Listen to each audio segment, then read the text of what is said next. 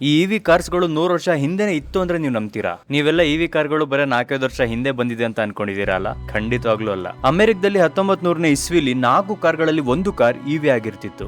Baker electric ಮತ್ತೆ ಡೆಟ್ರಾಟ್ electric ಇವೆರಡು ಕಂಪನಿಗಳು ಎಲೆಕ್ಟ್ರಿಕ್ ವೆಹಿಕಲ್ ಗಳನ್ನ ಮ್ಯಾನುಫ್ಯಾಕ್ಚರ್ ಮಾಡ್ತಿದ್ರು. ಅಷ್ಟೇ ಅಲ್ಲ, ಥಾಮಸ್ ಎಡಿಸನ್ ಅವರು ಕೂಡ ಎಲೆಕ್ಟ್ರಿಕ್ ವೆಹಿಕಲ್ ಗಳನ್ನ ತುಂಬಾ ರೀತಿ ಸಪೋರ್ಟ್ ಗಳನ್ನ ಮಾಡಿದ್ರು ಇದನ್ನ ಮುಂದೆ ತರಕ್ಕೆ ಅಂತ. ಏನಕ್ಕೆ ಅಂದ್ರೆ ಪೊಲ್ಯೂಷನ್ ಇಲ್ಲ, ಸೈಲೆಂಟ್ ಆಗಿ ಓಡುತ್ತೆ ಅಂತ. ಆಮೇಲೆ ಒಂದೇ ಸಲ ಅಚಾನಕ್ ಆಗಿ ಎಲೆಕ್ಟ್ರಿಕ್ ವೆಹಿಕಲ್ ಮಾಯ ಆಗೋಯ್ತು. ಏನಕ್ಕಂದ್ರೆ ಆಗಿದ್ದಂತ ಗೌರ್ಮೆಂಟ್ ಅವರು, ಮೇಲಿರುವಂತ ವ್ಯಕ್ತಿಗಳು ಮತ್ತೆ ಆಯಿಲ್ ಇಂಡಸ್ಟ್ರಿ ಅವರು ಇವರೆಲ್ಲರಿಗೂ ಕೂಡ ಡೇಂಜರ್ ಆಗಿದ್ದು ಎಲೆಕ್ಟ್ರಿಕ್ ವೆಹಿಕಲ್ ಗಳೇ. ಯಾಕಂದ್ರೆ ಇವೆಲ್ಲದಕ್ಕೂ ಕೂಡ ಫ್ಯೂಲ್ ಬೇಕಾಗಿಲ್ಲ, ಅದಕ್ಕೆ ಅವ್ರ ಪ್ರಾಫಿಟ್ ತುಂಬಾನೇ ಹೊಡೆತ ಬೀಳ್ತಿತ್ತು. ಬಿಕಾಸ್ ಇಂಡಸ್ಟ್ರಿಯಲ್ ರೆವಲ್ಯೂಷನ್ ಅಂತ ಆದ್ಮೇಲೆ ಅಲ್ಲಿರುವಂತ ಗೌರ್ಮೆಂಟ್ ಅವರೆಲ್ಲರೂ ಕೂಡ ಗ್ಯಾಸ್ ಮತ್ತೆ ಆಯಿಲ್ ಮೇಲೆ ಇನ್ವೆಸ್ಟ್ ಮಾಡಿದ್ರು, ಅಂದ್ರೆ ಇನ್ಫ್ರಾಸ್ಟ್ರಕ್ಚರ್ ಮೇಲೆ ಇನ್ವೆಸ್ಟ್ ಮಾಡಿದ್ರು. ಇದು ನಮಗೆ ತುಂಬಾ ಪ್ರಾಫಿಟ್ ತಂದ್ಕೊಡುತ್ತೆ ಅಂತ. ಅದಕ್ಕೆ ಎಲ್ಲಾ ಕಡೆ ಪೆಟ್ರೋಲ್ ಕಾರ್ನ ಪ್ರಮೋಟ್ ಮಾಡಿದ್ರು. ಇದು ತುಂಬಾ ಚೀಪ್ ಮತ್ತೆ ಎಫಿಷಿಯಂಟ್ ಮತ್ತೆ ಮೈಲೇಜ್ ಕೊಡುತ್ತೆ ಅಂತೆಲ್ಲ ಪ್ರಮೋಟ್ ಮಾಡಿದ್ರು. ಮಾಸ್ ಪ್ರೊಡಕ್ಷನ್ ಮಾಡಿದ್ರು, ಎಲ್ಲಾ ಕಡೆ ಪೆಟ್ರೋಲ್ ಕಾರ್ ಸಿಗಂಗ್ ಮಾಡಿದ್ರು. ಹಾಗೆ ಇದರಿಂದ ಅವರಿಗೆ ಏನಾಯ್ತು ಅಂದ್ರೆ ಆಯಿಲ್ ಜಾಸ್ತಿ ಸೇಲ್ ಆಯ್ತು, ಅಂದ್ರೆ ಪೆಟ್ರೋಲ್ ಡೀಸೆಲ್ ತುಂಬಾ ಜನ ತಗೊಳಕ್ಕೆ ಶುರು ಮಾಡಿದ್ರು. ಇದರಿಂದ ಏನಾಯ್ತು, ಅಫ್ಕೋರ್ಸ್ ಅವ್ರಿಗೆಲ್ಲ ಪ್ರಾಫಿಟ್ ಆಗ್ತಿತ್ತು. ಇಷ್ಟೆಲ್ಲ ಪ್ರಮೋಟ್ ಮಾಡ್ಕೊಂಡ್ ಬರ್ತಾ ಬರ್ತಾ ಇವಿನ ಹಾಗೆ ತಿಳಿದ್ರು. ಹಾಗಂತ ಇವಿ ಟೆಕ್ನಾಲಜಿಗಳನ್ನ ನಾಶ ಮಾಡ್ಲಿಲ್ಲ, ಅವ್ರೊಂದ್ ಕಡೆ ಪ್ರಿಸರ್ವ್ ಮಾಡಿಟ್ಟಿದ್ರು. ಇಷ್ಟೆಲ್ಲ ಆದ್ಮೇಲೆ ಎರಡು ಇವಿ ಕಂಪ್ನಿಗಳು ಏನಾಯ್ತು ಗೊತ್ತಾ,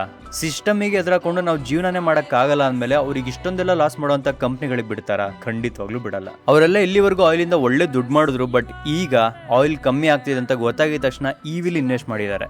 ಅಂಡ್ ಈಗ ಆ ಟೆಕ್ನಾಲಜಿನ ವಾಪಸ್ ತಂದಿದ್ದಾರೆ, ರೆವಲ್ಯೂಷನ್ ಅಂತ ಲೇಬಲ್ ಹಾಕಿ. ಹೊಸದೇನಲ್ಲ, ಆ 90s ಟೆಕ್ನಾಲಜಿ ಏನಿತ್ತಲ್ಲ ಅದನ್ನೇ ಈಗ ತಂದಿರೋದು. 1980ಯಲ್ಲಿ ಸ್ಟ್ಯಾನ್ಲಿ ಅನ್ನೋರು ನೀರಿಂದ ಓಡುವಂತ ವೆಹಿಕಲ್ ನ ಇನ್ವೆಂಟ್ ಮಾಡಿದ್ರು. ಬಟ್ ಅವ್ರ ಜೊತೆ ಏನಾಯ್ತು ಅಂತ ನಿಮ್ಗೆ ಇಲ್ಲೇ ತೋರಿಸ್ತೀನಿ. ಇದೊಂದು ನ್ಯಾಚುರಲ್ ಆಕ್ಸಿಡೆಂಟ್ ಅಂತೆ. ಗೊತ್ತು, ಈ ಟೆಕ್ನಾಲಜಿನ ಒಂದ್ ಕಡೆ ಪ್ರಿಸರ್ವ್ ಮಾಡಿ ಇಟ್ಟಿರ್ತಾರೆ. ಇವ್ರಿಗೆ ಯಾವಾಗ ಬೇಕು ಅವಾಗ ಖಂಡಿತವಾಗ್ಲೂ ಬಿಡ್ತಾರೆ. ಯಾವಾಗ ಬಿಡ್ತಾರೆ ಅಂತ ನಿಮ್ಗೆ ಗೊತ್ತಾಗಿರುತ್ತೆ. ಇವಿಯಿಂದ ಎಷ್ಟು ದುಡ್ಡು ತೆಗಿಬಹುದು ಅಷ್ಟು ದುಡ್ಡು ತೆಗೆದ್ಮೇಲೆ ನೆಕ್ಸ್ಟ್ ಬರೋದೇ ಈ ಟೆಕ್ನಾಲಜಿಗೆ. ಖಂಡಿತವಾಗ್ಲೂ ನಾವು ಬರ್ಕೊಡ್ತೀವಿ ನೋಡಿ. ನೆಕ್ಸ್ಟ್ ಹೈಡ್ರೋಜನ್ ಮತ್ತೆ ವಾಟರ್ ಇಂದ ರನ್ ಆಗುವಂತ ಇಂಜಿನ್ ಗಳನ್ನ ತರ್ತಾರೆ, ಅಂದ್ರೆ ಗಾಡಿಗಳನ್ನ ತರ್ತಾರೆ. ಅದು ಬರೋದು ತುಂಬಾ ದೂರ ಇಲ್ಲ. ಅದಕ್ಕೂ ಒಂದು ಹೊಸ ಲೇಬಲ್ ಕೊಡ್ತಾರೆ, ರೆವಲ್ಯೂಷನ್ ಅಂತ. ನಮ್ಗೆಲ್ಲ ತುಂಬಾನೇ ಶಾಕ್ ಆಗುತ್ತೆ ಈ ತರ ಟೆಕ್ನಾಲಜಿ ಇದೆಯಾ ಅಂತ. ಬಟ್ ಈ ಟೆಕ್ನಾಲಜಿ ಬಂದಿದ್ ಯಾವಾಗ ಅಂತ ನಾನು ನಿಮಗೆ ನೀಟಾಗಿ ಇಸ್ವಿ ಸಮೇತ ಹೇಳಿದೀನಿ.